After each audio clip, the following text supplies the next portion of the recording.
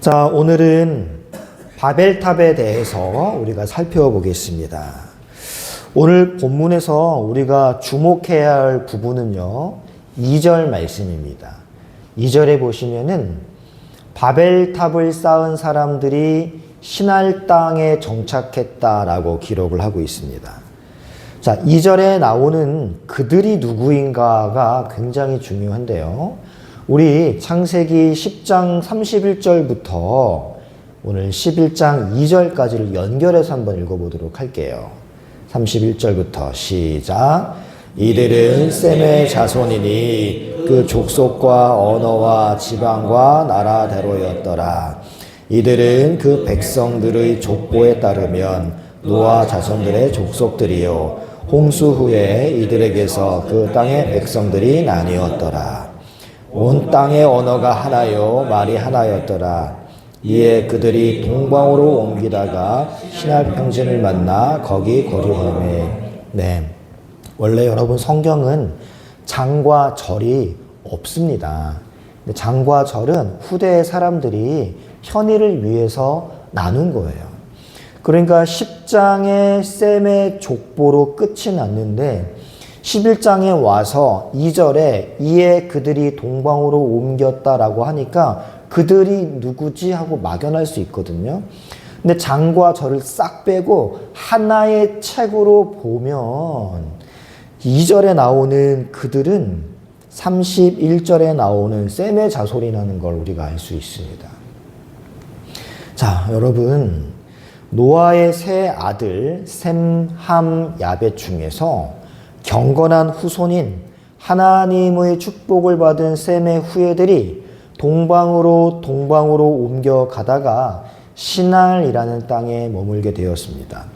제가 에덴 동산 설명할 때 동쪽으로 향하여 나아가는 방향은 어떤 방향으로 설명드렸죠? 하나님을 등지고 하나님으로부터 멀어지는 방향이라고 말씀을 드렸습니다. 그러면 동쪽에서 다시 서쪽으로 오는 방향은 하나님께로 향하는 방향이라고 말씀드렸었죠.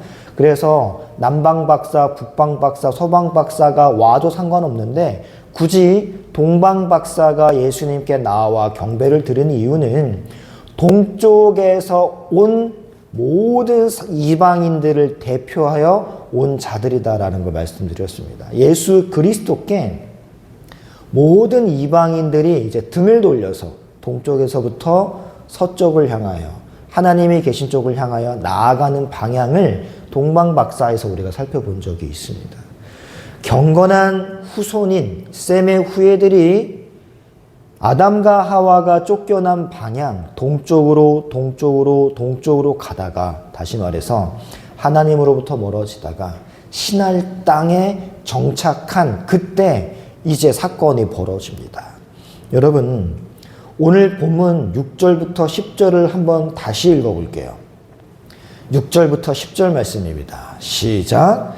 함의 아들은 구스와 미스라임과 붓과 가나안이요 구스의 아들은 스바와 하일라와 삽다와 라마와 삽드가요 라마의 아들은 스바와 드단이며 구스가 또 니므롯을 낳았으니 그는 세상의 첫 용사라.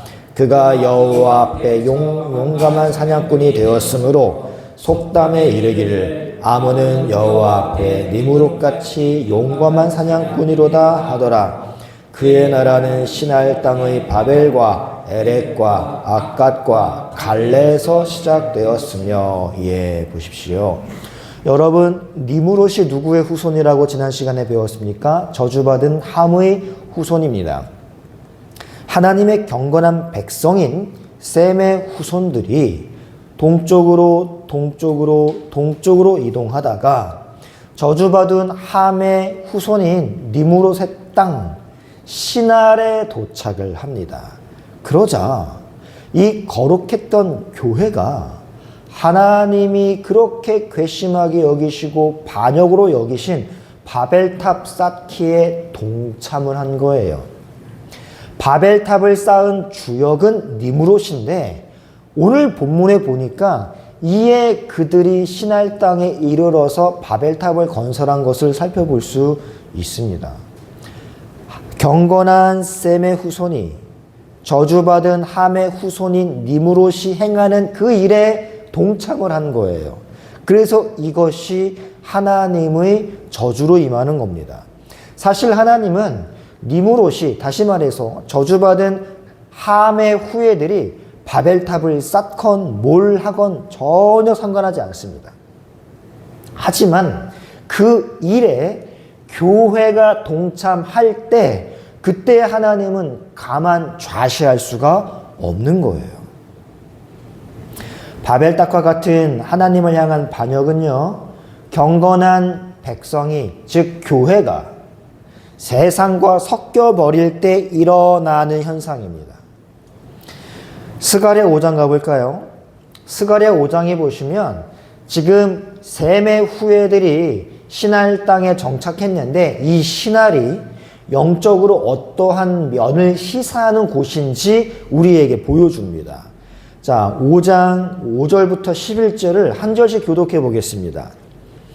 내게 말하던 천사가 나와서 내게 이르되 너는 눈을 들어 나오는 이것이 무엇인가 보라 하기로 내가 묻되 이것이 무엇이니까 하니 그가 이르되 나오는 이것이 에바렘이라 하시고 또 이르되 온 땅에서 그들의 모양이 이러하니라. 이 에바 가운데에는 한 여인이 앉았느니라 하니 그때에 둥근 납 한 조각이 들리더라. 그가 이르되 이는 악이라 하고 그 여인을 에바 속으로 던져놓고 납 조각을 에바 아비 앞에 던져 덮더라. 내가 또 본즉 눈을 들어 본즉 두 여인이 나오는데 학의 날개 같은 날개가 있고 그 날개에 바람이 있더라. 그들이 그 에바를 천지 사이에 들었기로 내가 내게 말하는 천사에게 묻되 그들이 에바를 어디로 옮겨가나이까 하니 그가 내게 이르되 그들이 신할 땅으로 가서 그것을 위하여 집을 지으려 함이니라. 준공되면 그것이 제 처소에 머물게 되리라 하더라. 자, 여러분 스가랴가 환상 중에 에바 안에 있는, 에바 통 안에 있는 여인을 보게 됩니다. 이 에바 통 속에 한 여인이 던져지니까 위에 납뚜껑이 날아와서 덮였습니다. 그리고 날개를 가진 두 여인이 이걸 가지고 신할 땅으로 가지고 가요. 그리고는 신할 땅에 자신의 집을 짓습니다. 자, 에바 속의 이 여인은 음녀예요. 배도한 이스라엘을 상징하는 여인입니다. 성경이 음녀라 칭할 때는 항상 정결한 신부가 타락했을 때 음녀라고 칭하거든요. 다시 말해서 정결한 하나님의 백성이 배도하게 될 때, 그때를 가리킵니다. 교회가요, 신할 땅, 곧 하나님의 도성이 아닌 세상의 도성으로 가서 하나님의 성전을 모방한 집을 짓고 머물기 시작한 거예요. 그거를 지금 스가랴가 환상으로 보여주는 겁니다. 자, 신할 땅은요, 요 계시록 17장에도 나오는데 여기에서는 이제 신할의 대표 바벨이 나옵니다. 자, 한 절씩 읽어볼게요. 계시록 17장 3절로 5절입니다. 곧 성령으로 나를 데리고 광야로 가니라. 내가 보니 여자가 붉은 빛 짐승을 탔는데 그 짐승의 몸에 하나님을 모독하는 이름들이 가득하고 7 머리와 10 뿔이 있으며 그 여자는 자줏빛과 붉은 빛 옷을 입고 금과 보석과 진주로 꾸미고 손에 금잔을 가졌는데 가증한 물건과 그의 음행에 더러운 것들이 가득하더라. 그의 이마에 이름이 기록되었으니 비밀이라 큰 바벨론이라 땅의 음녀들과 가증한 것들의 어미라 하였더라. 자, 여러분 스가랴와 계시록을 통해서 알게 되는 신할의 특징, 바벨의 특징이 무엇입니까? 스가랴의 환상에서 보여지는 음녀인, 이 에바 속 여인은 신할 땅으로 옮겨져서 자신의 전을 짓습니다. 마치 그 전이 하나님의 성전인 것처럼 그렇게 자기 제국을 건설하는 모습을 보여주고요. 계시록에 가보시면은 땅의 음녀들과 가증한 것들의 어미인 한 여자가 그리스도의 모습을 묘사했던 내용과 흡사한 모습을 나타내고 있어요. 어린 양처럼 7 머리와 10 뿔이 있는 짐승을 타고 마치 대제사장을 연상시키는 듯한 대제사장의 애복을 연상시키는 것과 같은 화려한 옷을 입을 모습으로 나타납니다. 스가랴와 계시록을 통해서 우리가 신할이라는 것의 특징을 발견하게 되는데, 세상 제국은 바벨론, 세상 제국은 신할이에요. 이 신할은 하나님의 영광을 모방하더라 라는 걸 우리가 살펴보게 됩니다. 하나님이 세우시는 참된 나라는 하나님의 영광이 가득한 곳이에요. 그런데 신할이 보여주는 세상 나라의 특징, 거기는 하나님이 없다라는 겁니다. 그런데 마치 하나님의 영광이 있는 것처럼 보여요. 그래서 하나님이 아님에도 불구하고 화려한 에봇을 연상시키는 그러한 옷을 입고 있는 것이죠. 여러분, 중요한 거는요, 화려함 속에 하나님의 영광이 있다라고 생각하는 건 치명적인 착각이라는 걸 우리가 기억해야 돼요. 바로 이 땅에 화려함의 대명사예요. 이 땅에, 신할 땅에 교회인 셈의 후예들이 와서 정착을 했다라는 것입니다. 그러자 세상 사람, 저주받은 함의 후예인 니무롯의 일에 교회가 동참하는 모습을 보이는 거예요.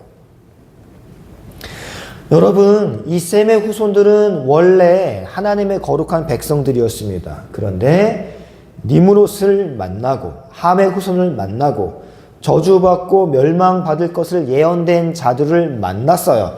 그게 신할이에요. 그리고 이 신할은 니무롯의 땅입니다. 여러분, 바벨탑은요, 셈의 후손인 교회가 함의 후손의 땅에 세운 참된 성전을 모방한, 참된 제단을 모방한 거짓 제단이 바로 바벨탑입니다. 전에 한번 설명드린 적이 있는데, 바벨탑 하면 우리가 그냥 탑을 생각하기 쉬워요. 근데 그러한 탑이 아니에요. 지구라트라고 합니다. 지구라트. 이 탑의 가장 꼭대기는 평평합니다. 그래서 계단식으로 제일 넓은 하단을 쌓고 그 위에 조금 덜 넓은 하단을 쌓고 이런 식으로 계단을 만들어서 하나하나 올라가는 건데 그 규모가 어마어마해요. 그래서 결국 그 위에서는, 지구라트 위에서는 제사 의식을 치르는 행위를 합니다. 한마디로 바벨탑은 거대한 제단이에요. 셈의 후손들이 그 제단을 쌓은 거예요. 아무리 경건한 교회라 할지라도 그 교회가 세상의 화려함에 속아서 그 화려함 속에 하나님의 영광이 있다라고 착각하여 세상과 손을 잡아버리면 그 결과는 하나님을 번역하는 헛된 거짓 지구라트 제단인 바벨탑이 되는 겁니다. 교회는요, 언제 어떻게든 이렇게 될 수 있어요. 교회가 건축을 위해서 불법 행위를 하고 이것을 자기가 알고 있는 구청, 시청, 지인의 힘을 빌어 눈가림으로 가려버리고 지위 높은 사람을 불법적으로 고용하고 또 그에 반대하는 자들은 철저하게 법꾸라지 노릇을 하며 법적인 빠져나갈 구멍을 다 마련하며 그들을 고소하고 억누르면서 화려한 교회 건물을 짓습니다. 제가 교회 건물을 지을 때 지역사회와 갈등이 없는 경우를 본 적이 없는 것 같아요. 그렇게 예배당의 규모를 거대하게 부풀려요.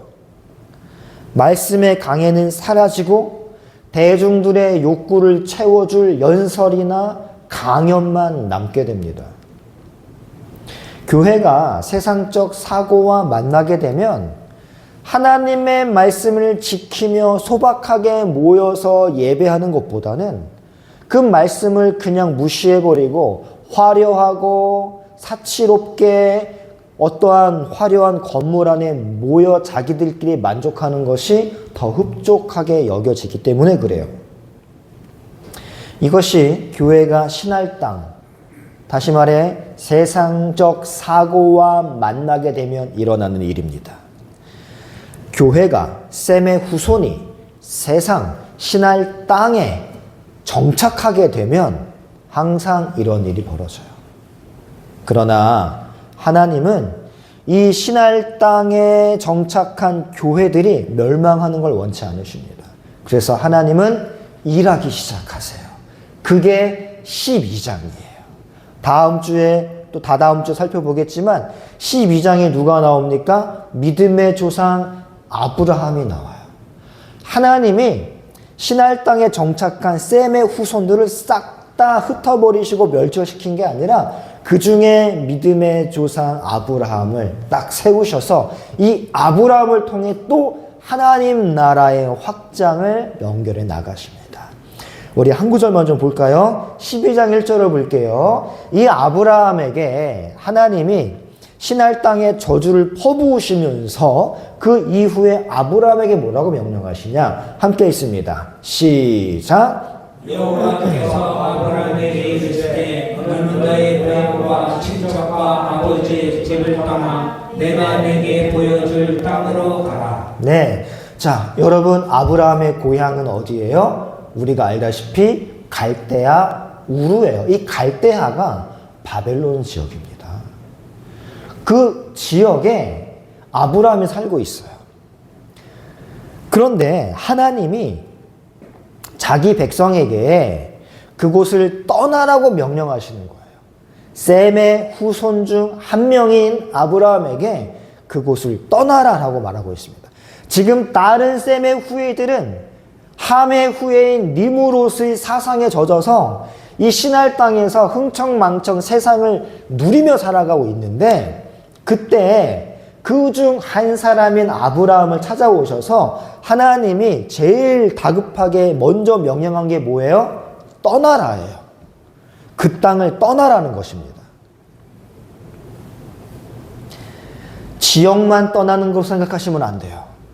니므롯의 사고, 니므롯의 정신 싹 다 버리라는 겁니다. 세상적 사고, 세상적 가치관에서 떠나라는 거예요. 그게 교회가 해야 할 일입니다. 그런데 여러분, 이 아브라함이 처음에는 하나님 말씀에 순종하여 떠나는 듯 하더니 다시 중지해버리죠. 중지해서 머무른 땅이 어디였습니까? 하란이었어요. 하란 역시 갈대아 우르, 바벨론의 화려함을 그대로 반영한 도시예요. 메소포타미아 아시죠? 문명의 시작된 곳입니다. 문명의 발생지예요. 메소포타미아가 바로 하란이에요. 아주 화려한 상업 도시입니다. 그러니까 아브라함이 이 바벨론 정신, 니므롯 정신, 세상적 가치관을 버리라라는 하나님의 명령에 순종해서 신앙생활을 하다가 결국엔 다시 세상적 가치관에 머무르는 모습을 보여주는 것이죠. 하나님이 바벨을 미워하시고 자신의 영광을 반영할 진정한 나라를 세우기를 원하셨습니다. 그래서 아브라함에게 떠나라라고 명령하신 거거든요. 이때 아브라함에게 요청되는 것은 떠나는 거예요. 버리는 겁니다. 갈대아 우르와 하란은 그야말로 세계적 부와 세계적 문명과 세계적 온갖 가치관의 집약지라고 불릴 정도로 화려하고 발달한 도시거든요. 부가 가득하고 우상 숭배가 가득한 도시, 화려하고 찬란하고, 그래서 그곳에 여기에는 하나님의 축복이 넘치는 곳이야 라고 착각할 정도로, 여기가 바로 하나님의 에덴이야 라고 착각할 정도로 그렇게 화려한 도시이지만 실제로는 하나님의 영광이 떠난 그곳에 하나님의 백성이 있어서는 안 되는 것입니다. 하나님의 영광이 떠난 그곳은 교회도 따라서 떠나야 돼요. 그리고 하나님은 그 도시를 떠나는 아브라함에게 다른 약속을 주세요. 하나님의 참된 나라를 내가 너에게 기업으로 주겠다라고 약속하십니다. 그게 가시적으로, 문자적으로는 가나안이었어요. 하지만 사실 하나님의 가나안 땅 약속을 받은 아브라함은 실제로는 진짜 무덤 한 평 말고는 자기 소유가 없어요.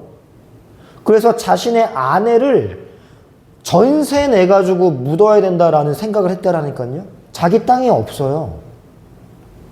그러니까 하나님이 아브라함에 약속하신 땅은 물리적인 가나안 땅이 아니라 이 가나안 땅이 표적으로 가리키고 있는 하나님 나라를 약속받은 것이죠. 눈에 보이는 가나안을 약속한 게 아니라 영원한 가나안, 참된 하나님 나라, 그거를 아브라함에게 약속하신 거예요. 그러면서 너는 떠나라 라고 말씀하신 것이죠. 아브라함은 화려한 세상 도시를 떠나 눈에 보이지 않는 하나님의 도성을 향해 한 걸음 한 걸음 신앙의 발걸음을 옮긴 것입니다. 하나님의 도성의 특징은 여러분 눈에 보이지 않는다라는 거예요.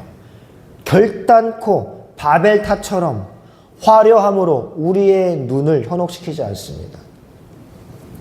바벨탑의 양식인 지구라트의 대표가 피라미드예요.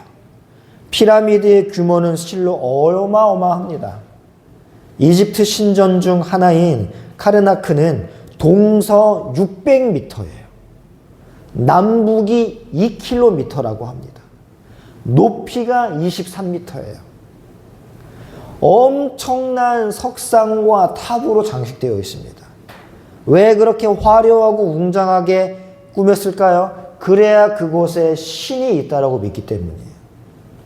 하지만 이거랑 비교해서 우리 하나님의 영광이 깃든 성전은 어떻습니까? 성전은 가장 긴 쪽을 재보면 50m밖에 되지 않아요. 왜 하나님은 이반 신전들에 비해 아주 심각하게 초라하고 작은 그 공간을 선호하셨을까요? 하나님은 이방 신들과는 달리 당신의 영광을 드러내는 데는 절제되고 소소한 양식이면 충분하다고 보셨기 때문입니다.